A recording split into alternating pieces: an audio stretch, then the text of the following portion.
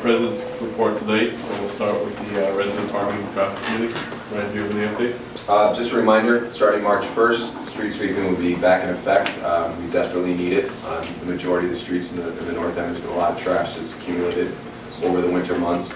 So I'm hoping the city will do what they've done the past few years, kind of give that courtesy week or two, flyering cars that don't move their cars in time for street sweeping. But just be on notice that it does start officially March 1st. Also next month, we're hoping to have the Boston Transportation Department Commissioner here to speak with us about parking and traffic concerns that you may have in the north end. All right, thanks, Ryan. Next up is Public Safety, Sean Hennessy. Fairly quiet month. Last month there was one robbery, one breaking and entering into a residence, 3 larcenies, and 1 drug sale arrest. They did the census in January. Last year there were 72 homeless people in the downtown North End A1 area. This year, just 53. And the next meeting will be the first Thursday in March, so it'll be March 3rd. Yep. John Perry, Greenway Committee. Just one announcement that the volunteer season, although it's in the spring and summer, it tends to fill up quickly. So Keelan Purcell is the coordinator for volunteers at the Greenway. If you want to get on there and the summer, if you have a company outing or anything like that, just make sure you get booked up quickly. Okay, thanks, John.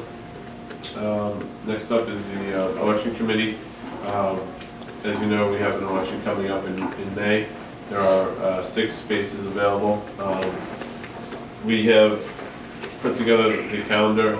April 11th, nomination papers will be due, signature papers will be due at our meeting. They will be available on April 11th. They'll be due May 2nd. The candidates night will be held at our May monthly meeting, the 9th. And then the election will be from, what time, 10 to 2 on May 14th. That's in the Zaro Center, just like we normally do. We have made some changes to our bylaws this year. 40 signatures will be required, which is the holdup from last year. And in addition, this year we will not be having write-ins. You'll have to comply with the signature process to appear on the ballot. And we'd also ask anybody who wants to run to adhere to our bylaws and sign a confirmation of that. So first up on next up is reports from the offices of local elected officials, and we'll start at the top with the mayor's office. Sure. I'll stand over here. Okay, so spring is around the corner, and with spring comes Boston Shines 2016. And so the North End is the confirmed date of Saturday, May 7th. You can register at boston.gov/ons/Boston Shines. And I look forward to all of you guys signing up. And Boston Shines is a great event, and so we're happy to continue the tradition here in the North End. Community meeting notice, this Thursday there's going to be an Elliott School Community Update meeting held at 6 o'clock at the Nazaro Center in the community room. The construction team will be updating, and Boston Schools Department will be updating the neighborhood on construction times and progress on both the North Bennett Street School and the 585 parcel.